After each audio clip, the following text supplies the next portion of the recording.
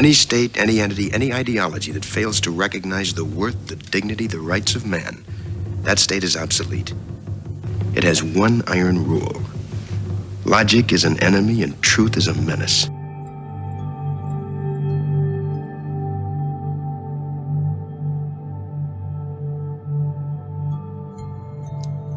G'day guys, it is Snapface here again. Welcome to an interview with Rogue Nation Part 2. This time I'll be asking your questions.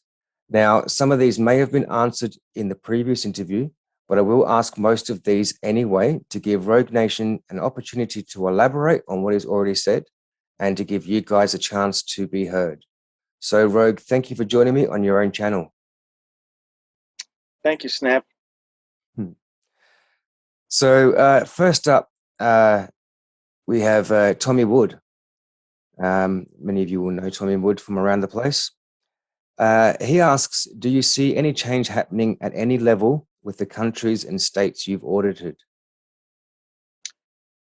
I'm going to say absolutely. I've seen change. I've seen change in the places I've gone to and revisited.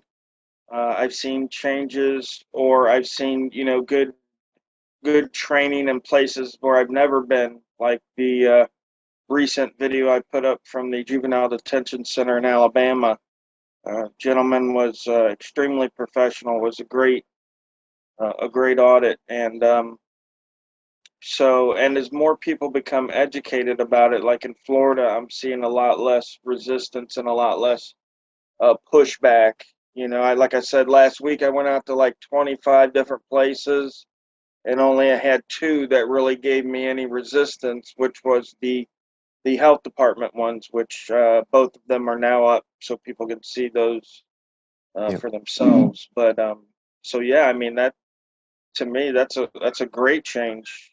2 years ago, I would have gone out, hit 25 spots, and I would have had resistance at 12 or 15 of those spots at least. So. Okay. So we are looking at improvement. Now, next we got Lolly Doll, who asks, so far, where was the biggest audit fail you have experienced? Also, do you see any difference where you have audited? Do you ever audit around the DFW area in Texas? They're plenty bad down here. Thank you for all you do. When I grow up, I'm 48, I want to be an auditor just like you. We've got your back, guy. You're appreciated. Well, first, go ahead. I was just going to just sort of reiterate the question, which was, what's the biggest fail audit that you've experienced? And the DFW area in Texas, do you audit there? Well, first I want to thank that young man, 48, for his support. And I want to say that I haven't been to the DFW area as of yet, but I do plan to get in Texas and do some work. So that's in the future for sure. As far as the biggest audit fail, I would have to say Dothan, Alabama. The whole day there was a fail. They've cleaned up a lot since, this was like almost a year and a half ago. And I've been back, quite a few times since then, and they've seemed to clean up their act. But as with everywhere, they'll put a smile on when they see me, but they're still doing the same, crooked, underhanded stuff, when I leave, which is why it's so important that people watch the videos, get the knowledge, and then hold them accountable on their own level, because once I'm gone, and I'm only one guy, and there's a lot of area here in the Southeast that hardly anybody covers. So, once I'm gone, they're back to violating rights, and we're seeing videos, daily almost coming out of the Southeast United States of cops that are violating people's rights, don't know the law. So it's really up to everybody. I can help lead the way. I can help show people how it should, I think it should be done to the maximum effect for us, which is, again, a lot of these people don't want to go to jail. You know what I mean? A lot of people, they've got responsibilities and they just can't afford it. So we want to show them a different way. We want to show them a way where they could stand up for their rights, not go to jail, and start teaching these people in their communities a little respect. Yeah, for sure, for sure. All right, so really, you know, you want other people to carry on in your footsteps after you finished, is what you're hoping for. Then is, you know, not for this to just to dwindle and die away. You want, Right. yeah. So if you're thinking about stepping up, guys, be careful. You know, be vigilant, but give it a go. So next we have Wit Bits with Ross Khan. And she asks, have you ever written a bill for a representative to introduce for legislation? As a supporter, I encourage others to consider this as a way to support the First Amendment community. Anyone can write a bill. This is the very first step in getting a law changed. Yeah, and I gotta say that I haven't put any focus in that direction, but hopefully one day we will. Right now, we're trying to get people in line. Um, I guess we could write a bill that's, but right now I'm at a loss for what that bill would say. That we don't already have protection for as far as our First Amendment activity. Um, I mean, so as right long as now, the law is applied properly, the existing law, then we really shouldn't have exactly. too much problem. It's just the corrupt system that's not, you know, abiding to that, you know, law. So this is something that maybe Activism News Network could look into in the future. Once you have a bigger crew, you've got more minds on it, you've got some lawyers behind you, some, you know, some good scholars and stuff like that, then maybe you could all sort of nut something out and start making changes that way then. Right. I would rather work for the repeal of laws than Mhm. adding more laws to the books that, are already on the books. So I would hope for maybe something in that direction. Yeah. Um, Yeah. you know, that's me. Hmm. Yeah. No, that makes sense. That makes sense. Why add more to it? Yep. Okay. Next up, we have News Now Mike Kopp. He says, "Hey, brother, how did you start the Activism News Network?" Um, I started it last summer. Right after I got back home from being with family at the start of COVID. Me and the wife and the kids came back down. Work had started back up again, and some stuff was going around. And I was thinking to myself that we needed to do more. There needed to be much larger education going on here, and because we don't have the funds to do huge advertising campaigns, and we don't have, the media to help, propagate our message, then how do we accomplish this education? Because they're really everything that we could use, they control, and they have, reign over that. So we can't use that to fight the disinformation that they put out. We can't, use that to put out the truthful information and get people on the right track on their rights and keeping government accountable and that such. So what I thought of was like, man, it would be nice if we could do free workshops for citizens, and this way they don't have to pay money. They could come to these workshops. There's a lot of people out there with a lot of issues with government, not just First Amendment issues, but CPS issues and all kinds of issues that that people are involved with government. Um, and it'd be nice to have somewhere where you could get some of that information, not not the fluff, just the meat and potatoes. You know what I mean? Just stuff that you can use. Sort of like a Swiss Army knife. type deal. You know what I mean? Um, and of course, it's a great theory. I was like, oh yeah, that's great. Free workshops, but that costs money. It costs somebody money. It would cost us money to put these workshops on. So I says, we can't do it individually on YouTube. We're not making enough money. None of us is making enough money to do something of this nature.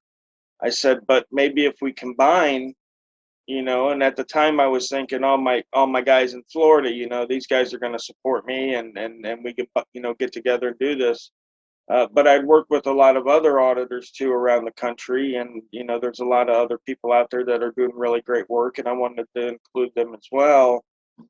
And just putting our content together to help drive a subscriber based channel to get money to funnel into these workshops, because when we boil it down, each of us are going to be making less money than we are on YouTube on the new channel, but that's because we've all dedicated to putting that money towards free workshops for citizens, and a bail fund and a lawyer fund that we can use, because that's something we need. It's a job almost requirement to have money set aside for lawyer and bail and stuff. So um I know a lot of people want us to, especially me, a lot of people want me to get arrested more, but I don't have the money to fight all these charges and stuff like that. That's what I'm saying.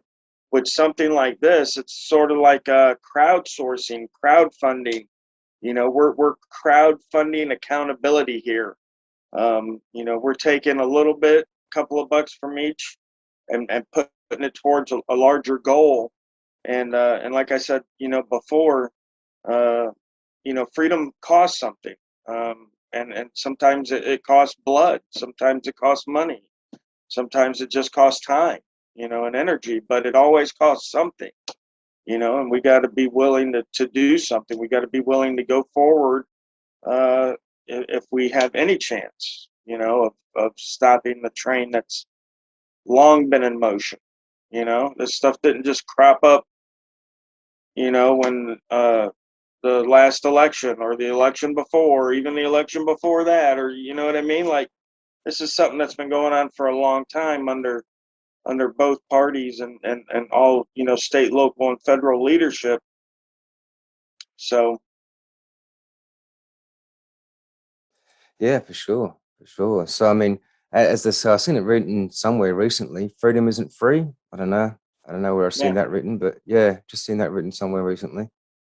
But next question we got is from Adam. And Adam asks, how do you feel living in Florida versus Washington? Does the open records law in Florida help out or hinder your investigations more or less? I love Florida. I'm a native. I was born down here. I've lived in a couple other places, Washington, Seattle, actually a little town called Berrien. I lived in San Francisco, Phoenix. I've lived outside of Chicago, Fort Wayne, Indiana, around Hammond, Indiana. But for the money and for my free time, Florida is hands down the best bet for me and my family. We like to spend a lot of time in nature on my days off, and they have a lot of great state parks. They have a lot of freshwater springs, and beaches if we want beaches, and they've got a lot of touristy towns and whatever have you not, plus a couple national parks. So yeah, for us, we can't beat it.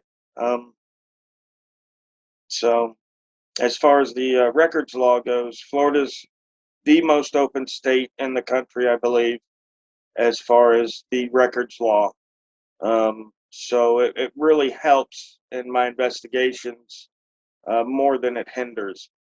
Sometimes they refuse to give up records, but in a lot of those instances, when I'm asking for those records, I'm just testing the system to see if it's working or not, and I'm not really attached to those particular records, like I would be to like the credit card records I've been getting. Those are the kind of records that could help expose fraud. So if they were to hold those from me, I might be more inclined to sue to get those records. You know what I mean? But no one's going to want to sit through a video of me doing a record request for something that's not important, and then getting the record and it's not important and it doesn't expose anything. You know what I mean? So I want to make sure that the stuff I'm getting is pertinent to what our focus is, um, and to make sure that it's stuff that people also will enjoy. You know what I mean? No one wants to see a public record request, something that again isn't exposing anything, or just it's just a waste of time, pretty much. We want to stay focused. Yeah, Time it's is gonna a resource. be worth your time and money and effort, and and the viewer's time as well. Like you say, everyone's time is important. Yes. Okay. So next up, we have watching them snafu grunt, who asks, have you ever considered becoming director of the FDLE? They need someone that has your kind of knowledge. No, I've never thought about joining the system. A lot of times people make the thought that if you want to change the system, join it, change it from the inside. And I tell people, if that was the case, then they should join the mafia and turn it into a knitting club. And they seem to understand more the point of what I'm getting at. Then it's a corrupt system. So people joining it to change it from the inside is again akin to trying to change the mafia into a knitting club. It's going to be a very, very, very hard task to do, if ever done, because the system itself is corrupt. It's not just the people working in it. This system's been around for a long time. It's almost taken on a life of itself. Uh, you know, People that are in these positions, um, they think long term. They think 50 years down the road, 100 years down the road. You know what I mean? Most people don't think 5 months down the road, and so it's hard for them to understand how people could plan for such a long term, and not and not want instant gratification. You know what I mean? Like, yeah, John D. Rockefeller, he was rich and he had it all and everything, but he foregoed some of that wealth to set his family up later on down the line, and put them in a much better position. Um, so these people think in long terms, and they think of benefits that you know keep coming, and it's hard for most people to imagine that, because again they find it hard to plan a year in advance. So Okay. So we have Matt R.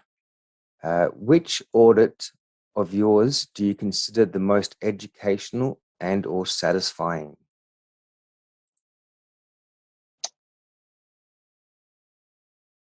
I mean, you've probably done so many, it would be hard to sort of think yeah, back, but and my Salvation Army one, I keep coming back to that one, and the reason why is because um, 20 years before I had been there, they had lost a case where a gentleman had requested public records there. And a couple of years before I went there, another auditor had gone there, a local guy in Florida who's no longer around, or no longer, doing audits. Um, and they denied his record request there, as well as they did to mine when I first went there.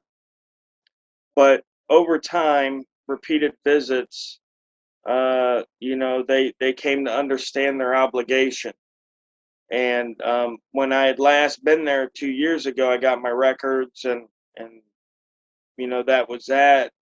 And I had recently gone back there just a couple of weeks ago, and the experience was like night and day from when I went in there with Sean Berry, you know, years ago when I first started auditing, and this time, because they were pleasant to me.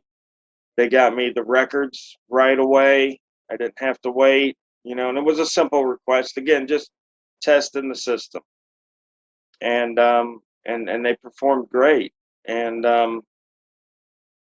you know, I know it's because I kept hammering them, you know, and that's, you know, a lot of people, I just released another health department video, and you know, still got people on there saying, oh well, you know, you shouldn't have done this, you shouldn't have done that, or you should, you know, whatever. But people need to understand that, you know, just like they say the squeaky wheel gets the oil, it's the same concept that I'm using, you know, and I'm just pounding them.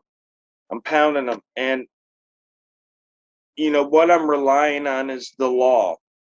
So if the law is correct and the law is right, then I'm going to win.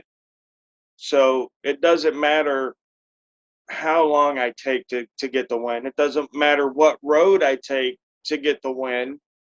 But if what I'm standing on is true, then I will have the win. I mean, they may deny me for a minute, you know what I mean? Just like Michael Jordan didn't always get a dunk. Sometimes they'd block him and deny him, you know what I mean? But at the end of the game, you know, Mike's always got 45, 55 points, and he's coming out with the win. You know what I mean? And that's the way I feel. Um, when I get into those situations, like these recent health department videos, when I get into these situations, um, I'm not discouraged. I'm not dismayed. I'm actually encouraged. I'm actually excited about the prospect now of spending more time in this community. You know, every community to me is unique and has certain aspects to it and people to it that you won't find anywhere else. And I don't mind spending a little bit of time in these other communities. I love to travel. I love to get around. I'm a pretty personable guy. I can make friends in a lot of places, and you know, I like to talk and do that kind of stuff. So to me, when this stuff happens, I don't mind. I don't mind it at all. And again, you know, I think it's part of my job anyway to go back to these places, whether they violated my rights or not. You know, if you didn't violate my rights, I might not see you as soon as somebody that violated my rights, but I will return. You know, um, and again, that's just part of my job, and it may take me a while. It may take me 6 months in some places, depending on how far away they are or whatever have you not. Um, but yeah, I always return. You know, that's what they can guarantee. It's like Santa Claus. You know, he's always coming down the chimney. So you know, and I like to equate it to an STD, where you know it just keeps coming back. You know, and that's the way I feel. And when people disrespect me like they did at these little towns here in the Panhandle, it just encourages me to come back. It's like tough love to me. It's sort of like tough love. You know, these guys, they must have been hurt. You know, they need some love, and I'll be the one to give it to them. I'll go there, and I'll pet their head, and I'll, you know, say, you know, pretty little puppy, and all that other good stuff to them, and you know, get a hotel room there every other week, and just hang out with me and my camera, you know, and just, you know, take in life, hold some records, see who's doing something they shouldn't be doing, you know. Yeah, they'll love me. You know, Yeah, they'll it's a get around to long-term love game, me. isn't it? Oh It yeah, it really oh is. yeah, Yeah. yeah, yeah. So I mean, if anyone's thinking about getting into it, don't expect change in a couple of weeks or a month or a year down the track. You know, it's a No, long-term game. Yeah, I mean, even when you see these guys and they're at these places, and they're yelling, and they're saying, "Oh, well, you can't trespass me," and the cops end up leaving and stuff, and everybody's like, "Oh yeah, you won, you won." If you don't go back to those places and check, you haven't won. You haven't won anything. All you've done is maybe changed minds, maybe, but you don't even know. So you have to go back to these places. You have to see what's going on. Like, I'll give you a perfect example. Pritchard, Alabama. Patrick and Selena was out there like 2 years ago, and I'm sure everybody in the community seen it. Patrick ran, and Selena got arrested, and eventually Pritchard let Selena go. After like 3 or 4 hours, they just let her go. They didn't charge her. They ended up letting her go. Well, they never sued Pritchard over that. So because they never sued Pritchard over that, when I come through town, they think, "Oh, it's okay. The other guys didn't sue us, so we can go and arrest this guy, and we'll no problem." And so they arrested me, and then I came back 2 months later with Ninja and Callie, and they arrested them, and James was talking to the chief over there, and he said, "Well, these guys are going to file lawsuits," and the chief says, "Well, it ain't happened yet." So, kind of smirking, being a jackass about it, because Selena and them had never filed, and our cases were new, so we hadn't been able to file yet. Um, and that's kind of the way they think. So it's imperative that each one of us out there follows through. Um, and or somebody else maybe newer in the community will go through and have a really bad time of it. So I guess it shows how one audit can affect, or one auditor's work can affect another auditor's work as well, so I guess it absolutely. is something where, the community sort of needs to come together and work together about it, so, if you're going to an area, maybe there's already been somebody in that area, maybe hit them up, find out, the flaws and what went wrong and stuff. And, then you can sort of target where you can go a bit better, Yeah, Yeah, yeah. Rights communication. Cris- Rights Crispy just did a revisit to the Marion Youth Academy, where all those guys piled out on me that one time, and he did the revisit there, and he said they did pretty good, because when something like that happens, I don't allow my work to tarnish someone else. You know what I mean? Or a lot of times someone will go, "Oh, well, you folded there, and next time an auditor goes there, he'll have a hard time." And I always tell him, I said, "What do you mean next time? There's no auditor coming there next time. I'll be the guy there next time." You know what I mean? Like, I'm not allowing somebody else to go to my audit and clean up after me. You Yeah, know what I okay. mean? Like, I'll be Yeah, going back there until they get the message, and then, whatever. yeah, But yeah, like if Wrights had gone there and they had hassled him again, then, the next couple of weeks I would have been at that facility a lot more, yeah. and I leave my time open for, uh, I guess, special operations. I guess you could say, like when we had to go down and help American Amy down in Riviera Beach and such like that. I've always uh, tried to remain flexible in case there's an incident that really needs my attention. Yeah, yeah, okay. All right, so next up we have dum dum dum. Okay, yes, we have FL Cracker.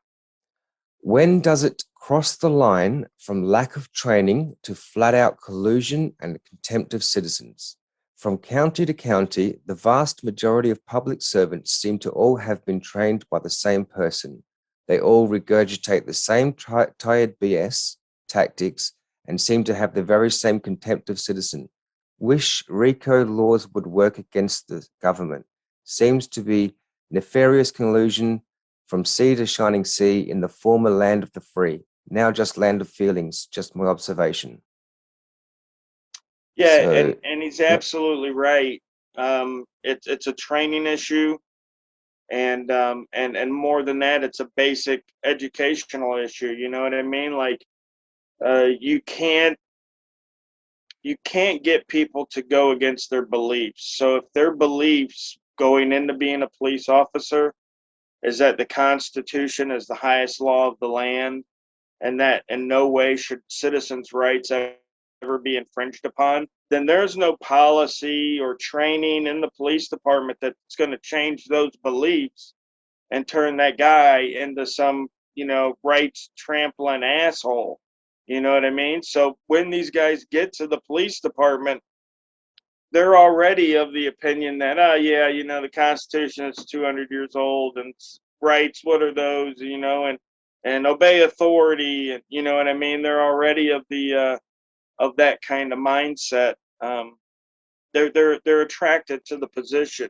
You know, uh, um, people that crave power over another person. You know what I mean? It's to me, it's almost sickening. That someone would feel that they need to have a power over somebody else to tell them what to do or whatever. You know what I mean? Like, I don't even tell my wife what to do. I wouldn't even attempt to try.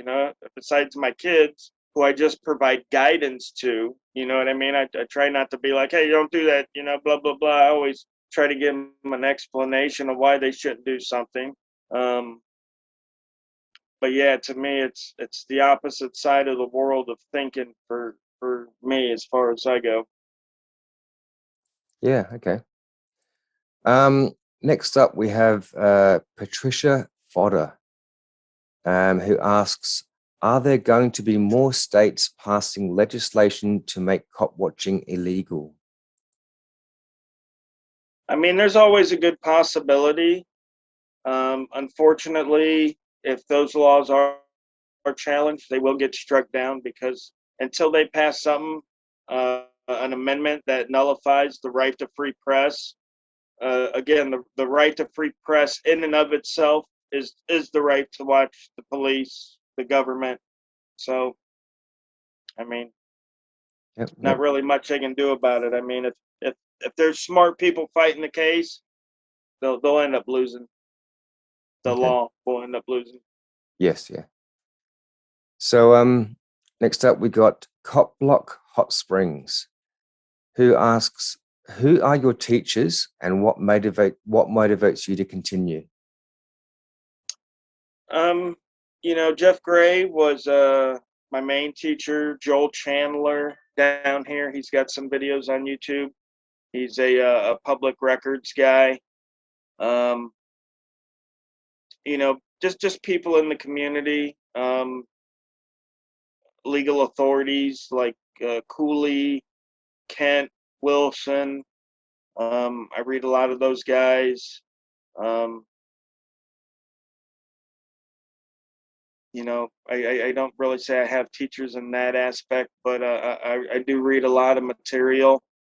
Um, and Yeah, what yeah. again, what motivates me is my kids. It's the kind of life that we're leaving to them.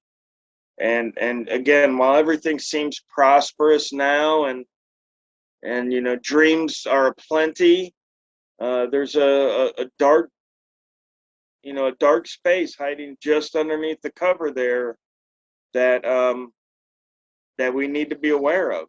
Society is a very fragile thing, and when something sets that off, I mean, you get chaos, you get utter chaos.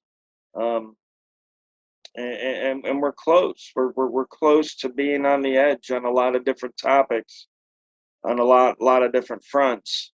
um Geopolitical, financial.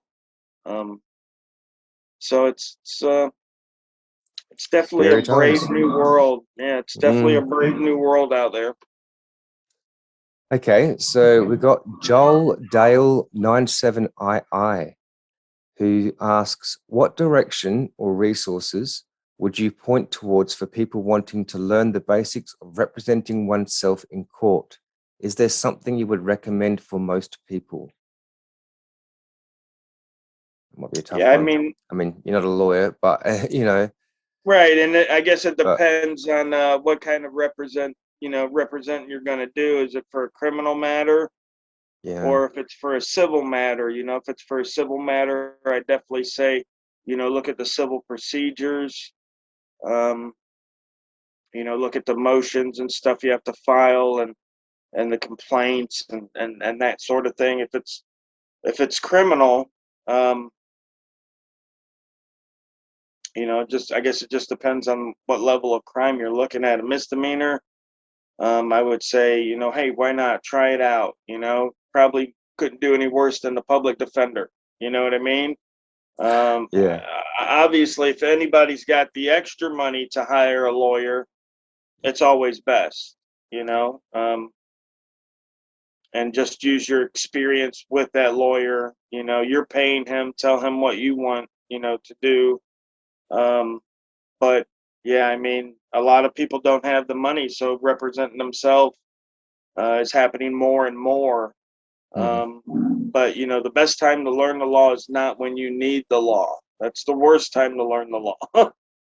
So, I mean, if people just started with some um, basic things in law like statutory construction, is a pretty basic topic. Contracts, so people know how contracts work. Mhm. Um, just different stuff like that. Um, Well, uh, to the audience out there, Rogue also pointed out recently there's a Google Scholar page. It's a Google search engine. So you go into Google, type in Google Scholar, and the top result should be the Google Scholar search engine. And use that to look up law cases and proceedings that have happened in the yep. past and stuff like that. Yeah. And you'll get much better results. If you just search Google, you're going to get all sorts of videos and memes and everything sort of thrown in between. This site just gives you the law facts, from my understanding. Yeah. So, yeah, check that out. Google Scholar. Next up, we have Silver UFO. Have you thought about running for mayor? And Black Magic Woman says, have you thought about running for some sort of office from which your message is more widely viewed and recognized and able to be corrected? So I put two people's questions there at once because they're sort of very similar. Yeah, and no, I haven't thought about running for any kind of office because again, it's the system itself that is, you know, uh, the problem, the issue. Mm. Like joining the You want CIA and saying, look, guys, let's not run drugs anymore, you know? right, Um, exactly. Let's yeah. not assassinate foreign dignitaries Yep. anymore. That kind of stuff. You know what I mean? Like you're gonna end up getting yourself killed, basically. You know Yes. what Yeah. I mean? So while it's good in like theory, and Yeah. while it's a dream that people seem to have and hold on to, that somehow one man can change it all, it makes a good docudrama on Netflix. But Mhm. there is no 24. There is no action man that's going to become president and take it all on and clean up the system. Um, I mean, it makes us feel good to believe Yeah. stuff like that, but it's just too many people fighting against your interests, Yeah. um, Yeah. which is again the way it's been set up. It's been set up that way. Mhm. You Mhm. know, it's kind of like a foolproof system. Um, but the best way to change, I think, the direction again is to change everybody's understanding of where we're at and where we could be at. You know what I Mhm. mean? The United States, the concept is the best. If they stayed with the concept of minimal taxation, no income tax, you would have some of the best and brightest minds in the world wanting to live in America, to create, and uh, to get innovation flowing. But they kind of went off tracks of what it could have been. And now where we're at now is even worse than when we were under the king. As far as taxation and laws and such as that go, like the king would have loved to have all the money these guys get from us. Like shit, he could have conquered a couple more continents with all the cake, the cash we done shoveled out to our government. So I Yep. guess it kind of is what it is. Rah rah rah. We revolted over a guy that taxed us 3%, but now we're giving away 50%. Mhm. We're Yeah. sitting over here saying, "Oh yeah, we won." What the frick did we win? You know what I mean? Yeah. So All right. Well, Dan Fuller asks a bit of a. I mean, it's not a bad question. I'm not saying it's a bad question. It's just what does law enforcement mean? And I'm wondering if it means like what does law enforcement mean to you, or what does it mean legally? You know what I mean? Just yeah. Just wondering the definition of what he's asking. So, what does law enforcement mean? legally, it means to enforce the law, whatever the law of the society decides to implement. That's pretty much their job, not to protect people. And the only people they serve are the people that actually write the laws and make the laws, because those are the only people that are exempt from the laws. So, obviously in government it goes federal, state, local, and then under each of those civilian leaderships you have the police units, the FBI, Department of Justice under federal, and under each state you've got Department of this or whatever. Like in South Carolina it's called SLED, here in Florida it's FDLE, and they've got all these different departments, and they're all just like strongmen to enforce the laws that these elected representatives push. And that that's basically their whole duty. um, and they pretty much mean the same thing to me. I mean, there's a lot of people that get into it, I'm sure, with good intentions. I know certain people that are law enforcement that have good intentions, but again, it's not able for them to change the system. It's just not. You know what I mean? When you come in as, let's say, an officer, and you have a chief of police that's corrupt, and a deputy chief, and a couple of sergeants, and a couple of lieutenants, and a couple of officers. You know what I mean? And the thin blue line pretty much means that those guys aren't saying shit about the corrupt shit. You know what I mean? And you come in there trying to start some shit, trying to report them or trying to arrest them or whatever. I mean, again, you could definitely lose your job, and you might even, again, lose your life, for trying this cowboy stuff, they call it. You know, they have a certain way things work, and that's just the way it is. So, maybe you can, you know, uh, Edward Snowden them and get some results. But I mean, time after time after time, we've seen that doesn't work. And the cops that do report on other cops, or even just pull them over and give tickets to, like that one lady did down in Miami. I mean, she was literally hounded by other officers and other agencies because she dared to give their brother in blue a ticket for going 120 miles an hour or something. So They have the cops do have a lot of that have access to a lot of information about you, and it really puts them in a precarious position to be trustworthy, and to do the right thing with your information. Because if they decide to retaliate, then you don't have much hope, you know. no, Not much you I can mean, do. when you think about it, they can do and say pretty much whatever they want. I mean, they could bust in your Mm, house. You know, they could, you know, have a fake warrant or whatever, or just, I mean, literally, there's all kinds of, uh, you know, scenarios that they could work out that, you know, could be plausible. They could pay one of their crackhead informants to, uh, bust their window on their cruiser and then run through my yard and kick in my door and run through my house. And all of a sudden, now the cops have a chasing a suspect through, your home, mhm, exemption to the warrant, you know, and they catch their crackhead CI in my living room and they tussle him up, just a little bit, not much. He's their buddy, and they put him in cuffs. And while they're doing this, they're looking around my house, and oh mhm, shit, they spotted my bong or something sitting out. Not that I have a bong, but I'm just giving a scenario here that, you know what I mean, plays out, I'm sure not very much, but it's definitely a possibility. And, mm, something I wouldn't put past people that want a problem out of their way, yeah, So,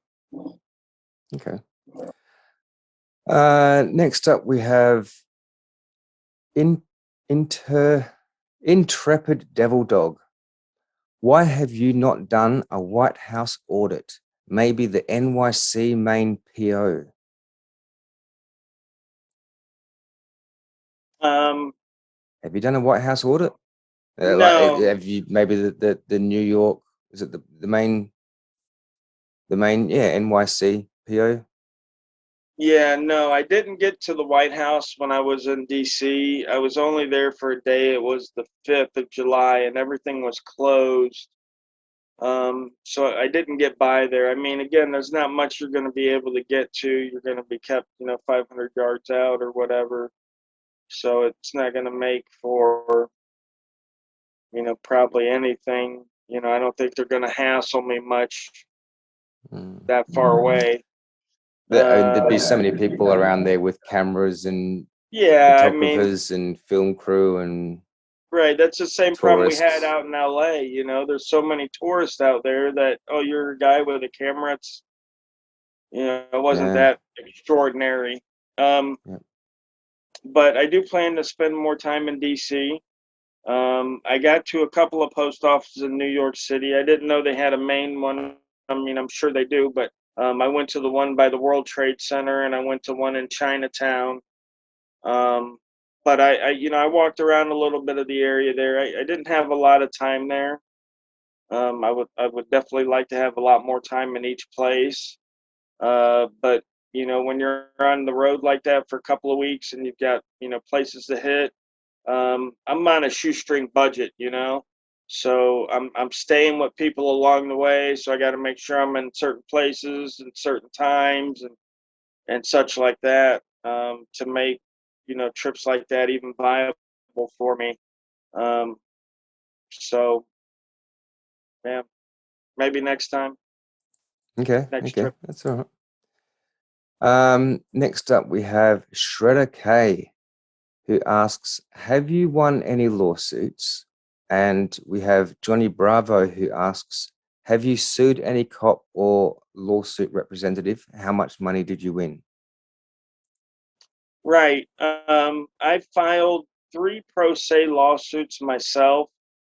Um, one of them, one of the defendants settled with me for $1,000, and then the rest of the suits I lost, and that is specifically due to um, my lack of knowledge on filing complaints.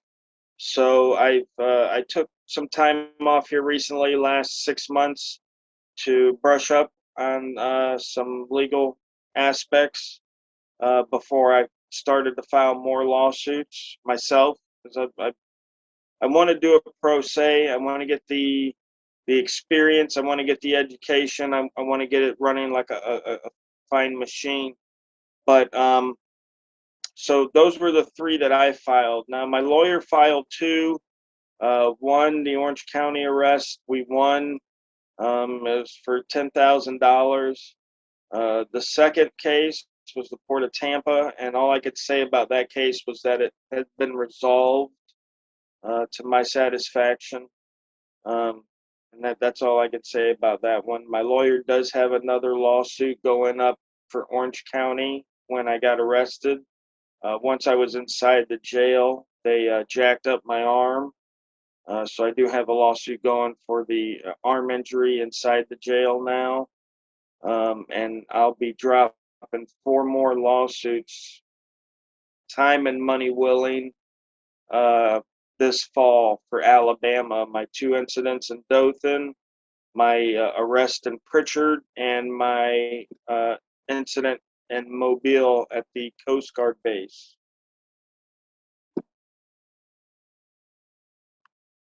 Okay, that's actually quite a few lawsuits you got going there, and you've had, that's it's too many if you ask me, but Yeah, I don't particularly like to sue, but it's something that does have to, be done. yeah, Again, it takes time, can it be takes part of the money. process, I guess. Sometimes Yeah, I guess yeah, it has to be, yeah.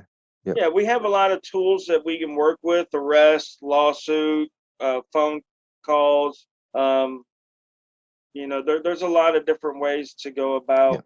what it is we do. And again, if the right violation isn't too egregious, and they've trained their staff, amended their ways, sometimes I might forgo a lawsuit, because Mm-hmm. again, I get so many violations piled up, because every time I go out, people want to violate me here and violate me here, Mm-hmm. whatever. So, I mean, if you look through my videos, I got a lot of violations piled up. I couldn't get to them, no way, no how.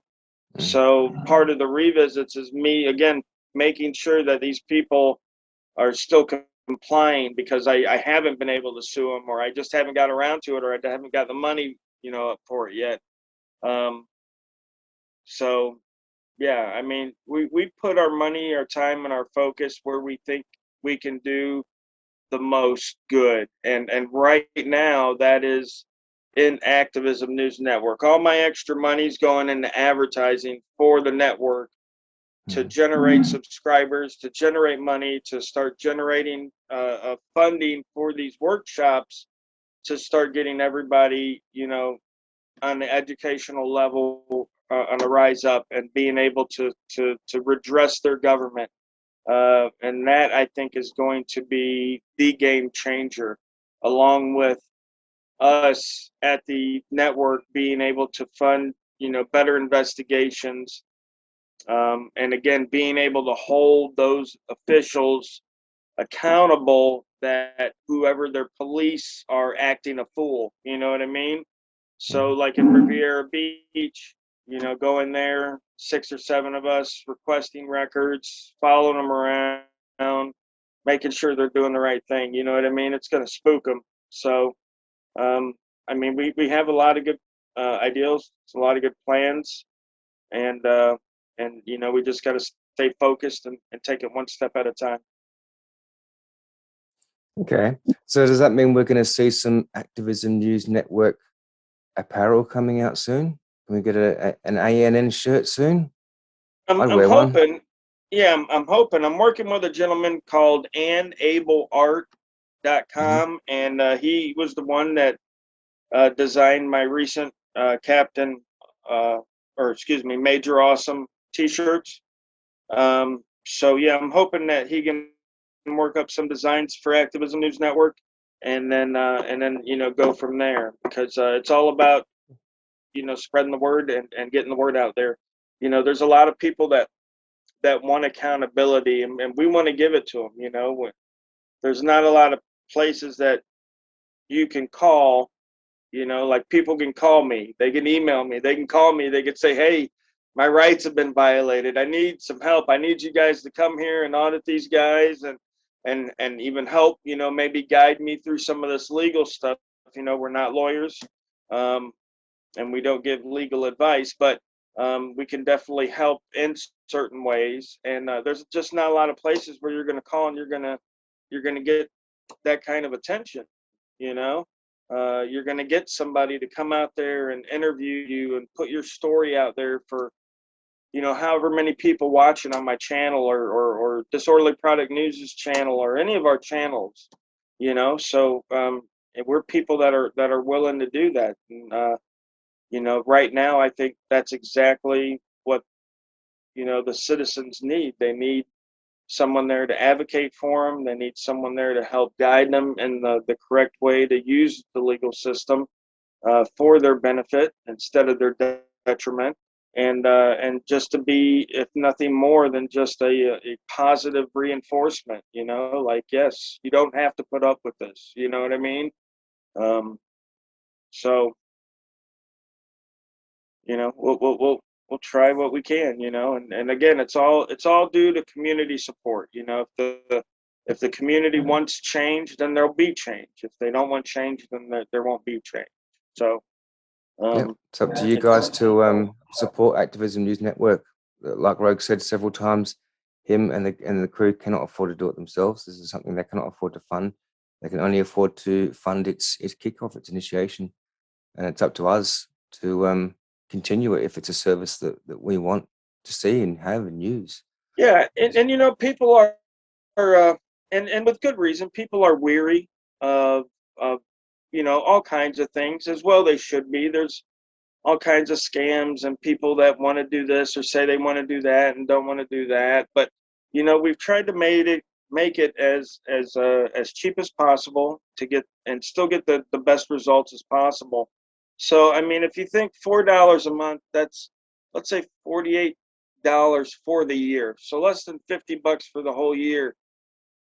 You sign up for the subscription, you go for a year. If we haven't done what we've set out to do, obviously with the right amount of subscribers. I mean, obviously we can't do nothing with 100 subscribers, but if we have the subscriber base and the support, and we haven't set out to do what we have to do, I mean, you're out $50. I mean, hell, you're out $50 for a shitty dinner sometimes at a restaurant. You know what I mean? Like, I've been there. I can't believe I paid $50 for this. I didn't even eat half of this shit. You know what I mean? So I mean, when we look at it like that, and we look at, you know, the true impact of accountability, and the impact it's going to have on, the lives of our kids and our grandkids, then I mean, it's really a great investment. I mean, it's almost like an investment in crypto, like Bitcoin, because it grows exponentially. The training, the the education of rights and how to defend ourselves, that gets passed on. You know what I mean? That gets passed on from me, who learned it, to my kids, to their kids. You know what I mean? So and again, this is stuff that we're just not learning. They're not teaching us, obviously, for good reason. I mean, they don't want us to know this information. But yeah, it's an exponential growth of that. And I mean, again, it's like a crypto like investment. Just it keeps growing. You're like, holy shit, I can't believe it grew that much overnight. But that's kind of the way I think of it. So Yep. All right. So next up, we have Christopher Payne. Which auditors have you enjoyed watching, and which ones do you despise? Now, I'm not going to make you answer that because, they can put anybody in a tough spot to sort of say who you like the most and who you don't like. But I threw the question out there because they asked, and it's up to you to answer. yeah, absolutely. And my answer is, I don't want to say kind of sitting on the fence, but I don't really despise anybody. Despise or hate, it's such a strong word. It is. There's some auditors that I don't really agree with what they're doing. Auditing America is one of them. But I still respect his right to do whatever he wants to do that is legal. So whatever people want to do that's legal, like in Nevada, it's prostitution. It's legal out there. You want to do that? Okay, cool. You know what I mean? Like, I can't and I won't judge somebody doing a legal activity, because it specifically has been made legal. You know what I mean? So if society is figured that what you're doing is legal, then who am I to second guess, the society of legality? I mean, I could have my own thoughts on the legality of it, but if society thought it's so wrong, then it would probably be illegal.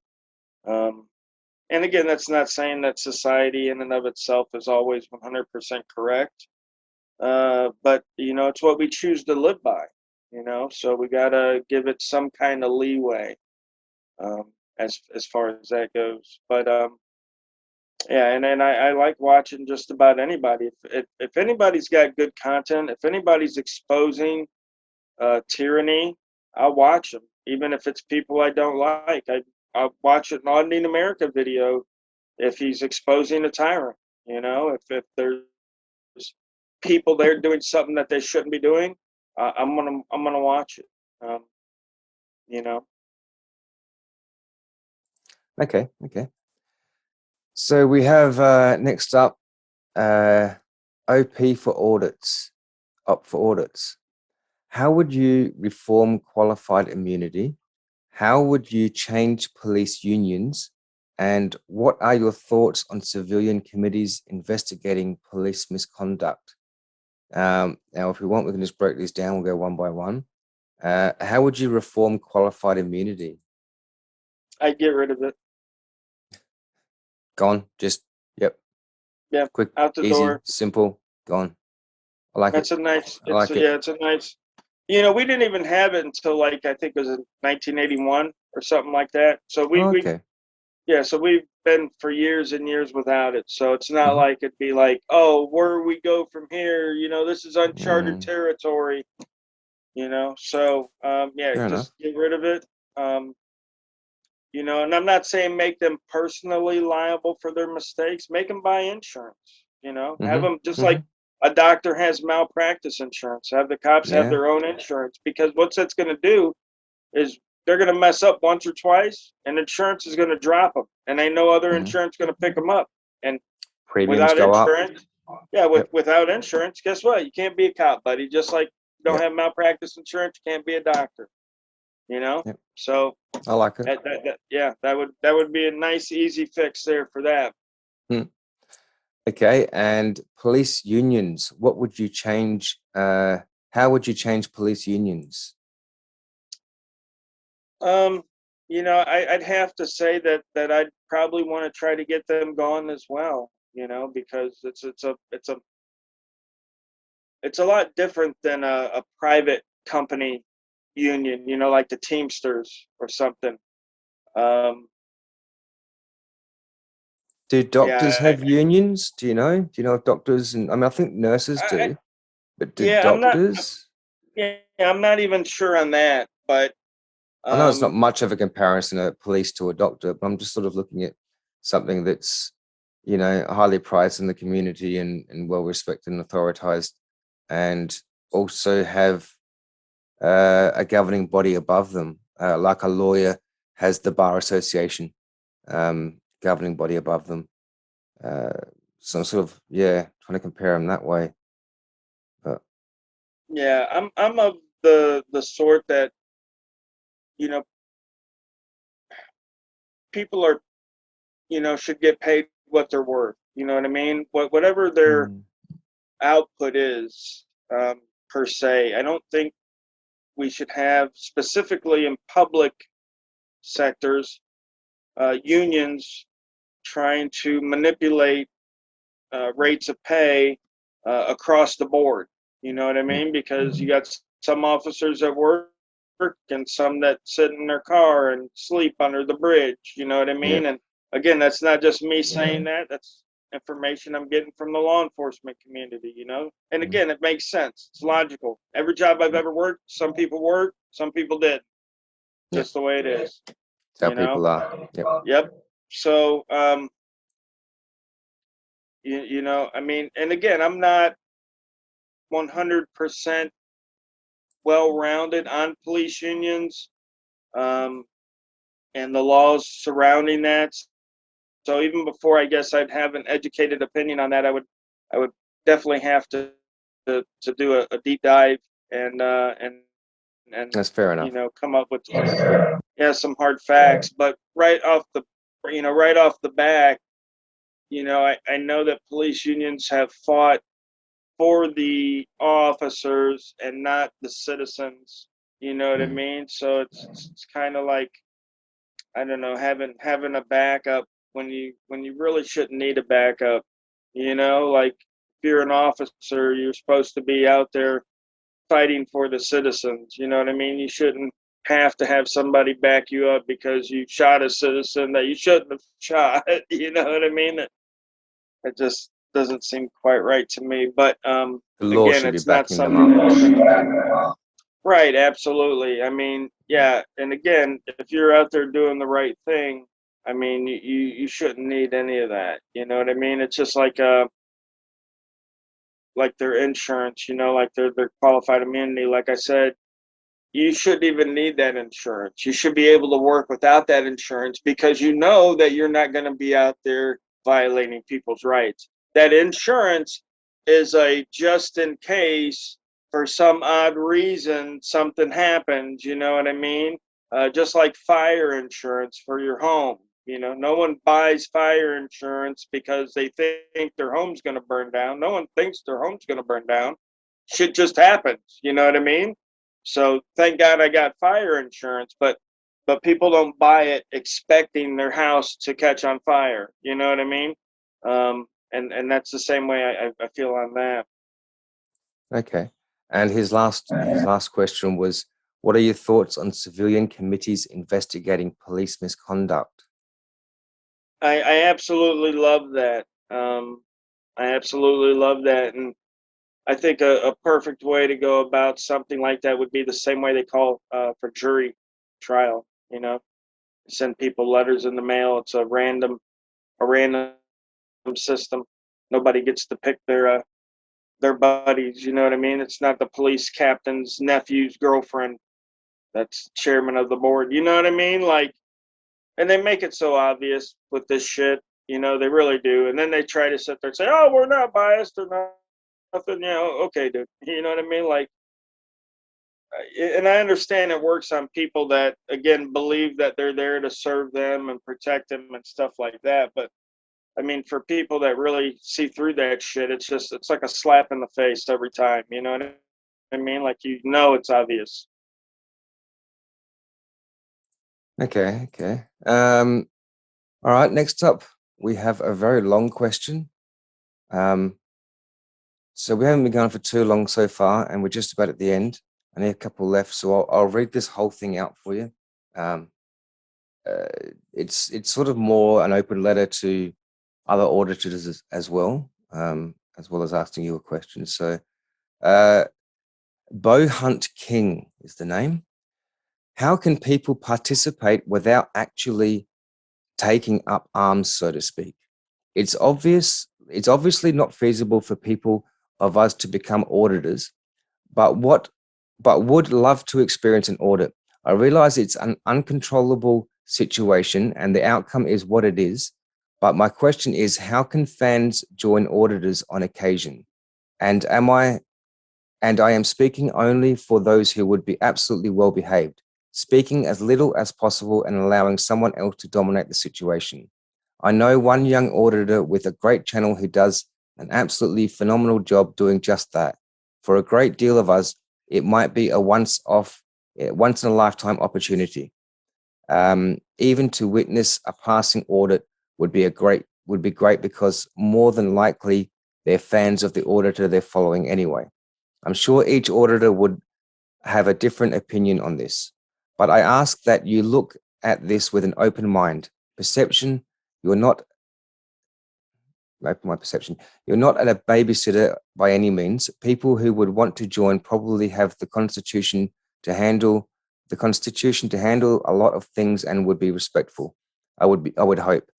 There are many pros out there with different styles of auditing, but I think they could dispel a lot of their fears if someone could just tag along. You all have been classroom training all of us on your field of work for years now. Maybe a little hands-on field work training for some lucky folks. And I'm not talking about future auditors by any means.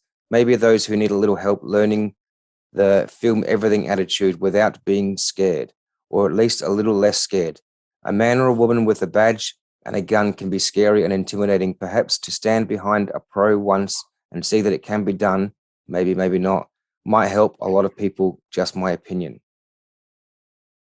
Yeah, and that's actually a great opinion. And I, for one, am absolutely open to taking new people out with me. I've done it quite a lot. I'm sure people have seen in my videos. I've brought newer people out with me. I brought people that had never been out before. I took Rice Crispy out with us. Me and James Madison in Gainesville was one of his first encounters. And again, it's something I highly encourage. Um, because we definitely we need more people on the street. But even if we don't, just the simple fact, like the gentleman said, getting that extra confidence to record your public official, even if it's just for your interaction only. You know what I mean? Like, you don't have to become an auditor, but when we get people filming their own interactions, because that's the evidence. Okay, so when I say, I could sue all day and it's not going to change anything, that people need to come up behind me and sue as well. They need evidence, and part of getting that evidence is getting that camera out and getting it rolling, and not letting them intimidate you out of recording, because that again, that's your right to remain safe. If you think of it as nothing else, think of it as an act of self-preservation, because it really, it sometimes it will come down to that. It will come down to maybe you doing a couple of years in jail because this guy planted drugs in your car or something. You never ever know. I mean, people say, "Oh, well, that could never happen," but there was a guy in North Florida, a cop that just got busted doing just that. You and all these unsuspecting people, and maybe the people were poor. Maybe they were what the cop considered less of society, and maybe someone that would be looked at as possibly having drugs in the first place. I don't know, but um it bad stuff happens to all kinds of people, um, and without evidence, our word against the state, it's always going to be a losing battle. So we have to remember that we have to get evidence to prove what we say, and again, sometimes not even just against the cops, sometimes against our public officials, sometimes even against your spouse. There's been Mhm. times when people have lost battles with their spouse that they would have won had they been able to get some kind of evidence. um, What I was thinking was maybe to start off with for people who want to film in public and are unsure and anything like that, maybe a body cam, because you're not actually holding it up and you're not right. holding it out. You have your hands down. People might not notice it as much. It might just blend in as a phone in your pocket or something like that, even because you're Yeah. not holding it out and about. It might be a good icebreaker for some people, and you can get some really good body cams these days. And if you're not putting it online, if you're not being an auditor, and it's just for personal use, then it doesn't have to be perfect video footage lined up. You know what I mean? It doesn't have to be on someone's face in particular because they're talking right now, you know? Yeah. Right, absolutely. Yeah, no, and that's a good way to start. It's just like a dash cam in your car, you know what I mean? And you can get them, like you said, they're really small now. It's almost, they can get them pen size and put in your top Hmm. pocket, or clip to Little your pens. yeah, Yeah. clip to your lapel or something. Spy Um, glasses. right, right. There's all Yeah. kinds of you definitely want to get something though that's gonna be reliable when you need it.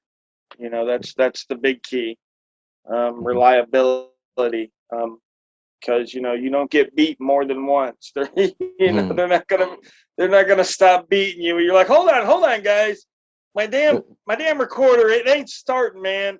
You know, hold off a minute. You can beat me in a minute. Let me get this thing going. So Yeah. definitely got to be reliable. Um, and some devices come with nifty stuff already. Like I believe the Apple Watch has an app on it that'll start recording, or whatever. And there's some apps that if you shake the phone, it'll start covertly recording, Okay. stuff like that. So I mean, there's lots of different stuff out there for people to explore. But yeah, if we just remember that it's all about the evidence. It's all about what we can prove.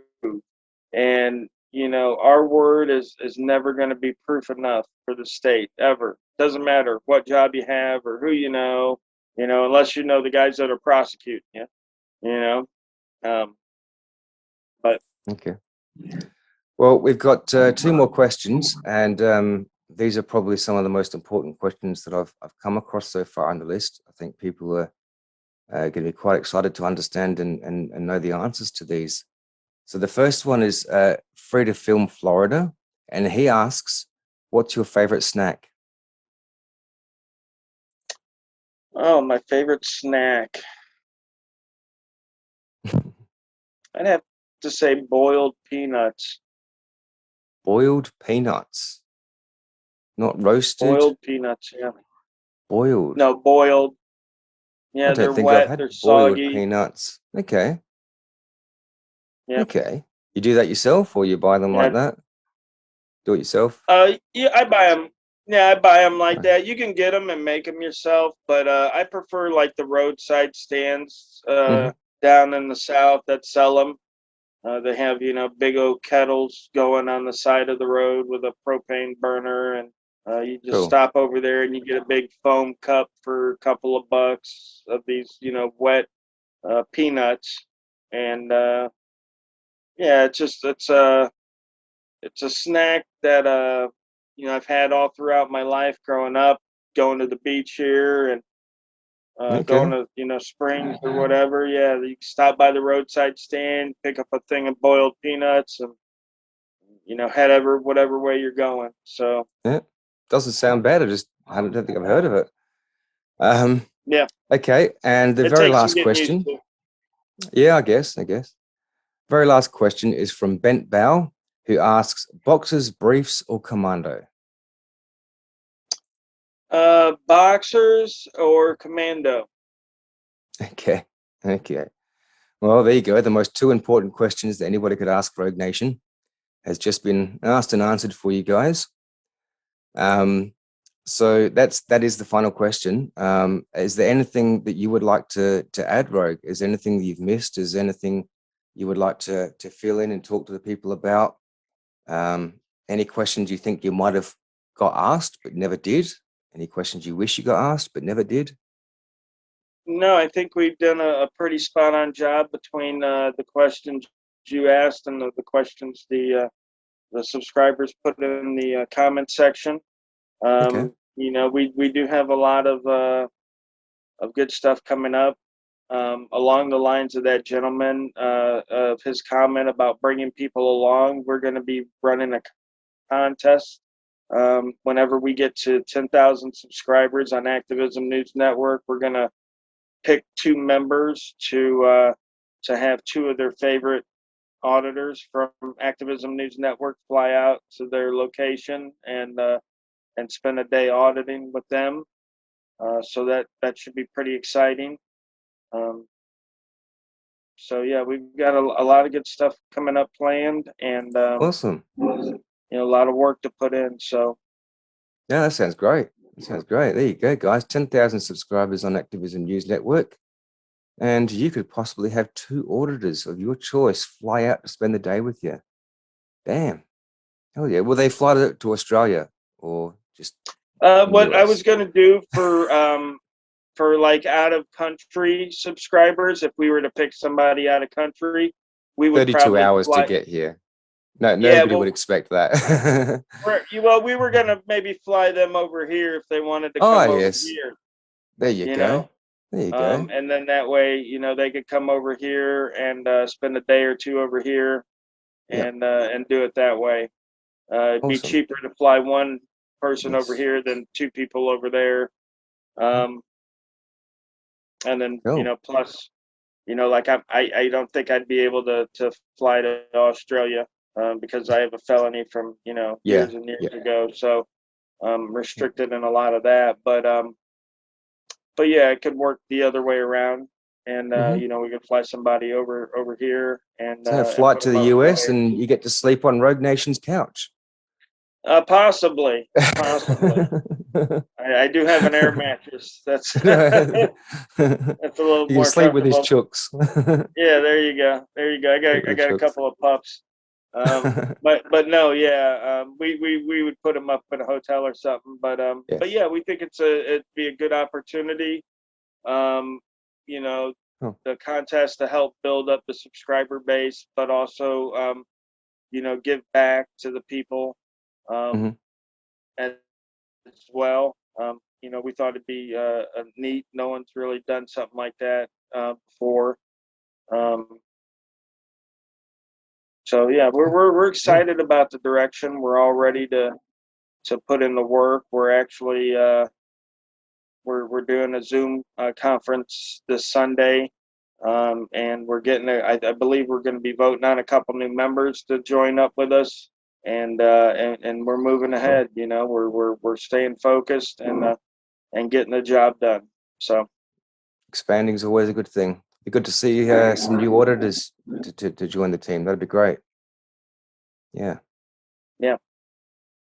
Okay. All right. Well, thank you very much for the interview, Rogue. I really appreciate it. I did sort of press you a little bit into doing this, and I know you weren't too sure what the outcome would be for starters. Is, you know, someone random wants to sort of, I know it's a mod for you, but wants to interview you. You never know what you're going to get with people these days. So I hope I have provided what I said I would, and I hope that it's given the audience mainly.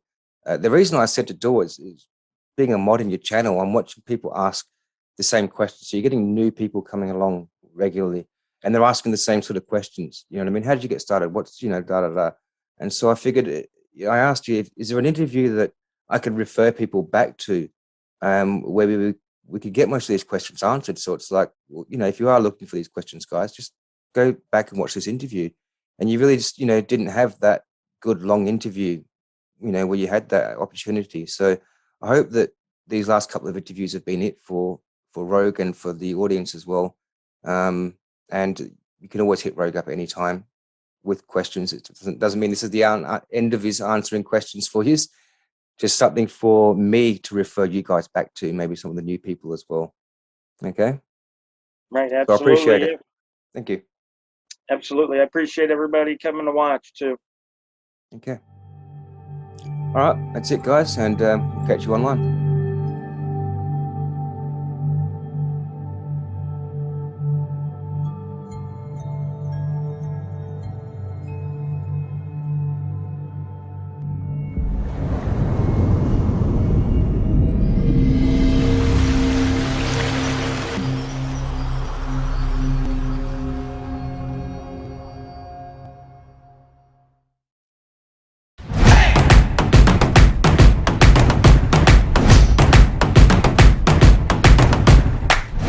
Read the law. It's right there in your hand.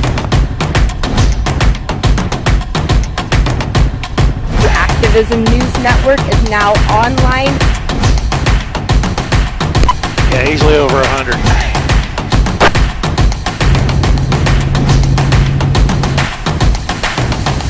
What's the name of your badge number?